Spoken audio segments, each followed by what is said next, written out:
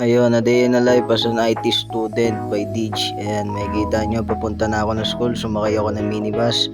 And then nakikita nyo, nagpapakute, akala mo naman cute. So mga hindi pala nakakaalam, ako'y nag-aaral pala sa Jose Rizal University o mas kinikilalang JRU. In acronym ganun. Ayan, pakit ako, papunta ako ng gate, magtatap lang ng ID. Ayan, nakaharang pa, pero okay lang yan. Ayan, makikita nyo nakatap yung ID, medyo high-tech na kasi yung school namin, no? Ayan. So ayun, napapakalaki pa ako ng mata, nakatap na kasi ako ng ID. Ayun, nakikita nyo ako naglalakad, paakyat, no? Paakyat sa aming room.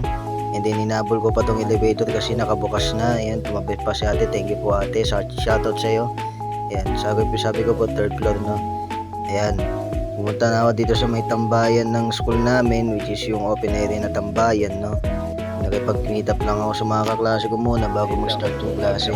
So ayan, nakikipag-usap ako, akala nyo wala akong kausap niyan, pero may kausap ako niyan, promise. Ayun, basta nakikita nyo. So ito na nga, nakapasok na ako sa classroom para ma-take ko na yung klase ko sa Comprog or kaya tawagin natin computer programming. Ayan, makikita nyo, nakikinig lang ako, low-key lang ako nagbibideo dyan kasi ayaw ko mahuli, no? Ayan, good student kasi ako guys, no? Joke lang. Ayan, nakikita nyo yung code ko, napakadami na, napakalupit. Ayun, ganda nyan.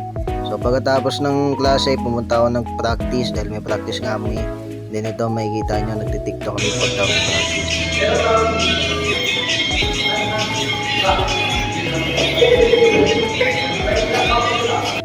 So dahil nga wala na ako magawa sa school kundi mag-tiktok lang kasi nag-decide na ako umuwi sa bahay. Ayan, ito nakikita nyo, nakahiga na ako sa kwarto ni mami daddy. Bye bye!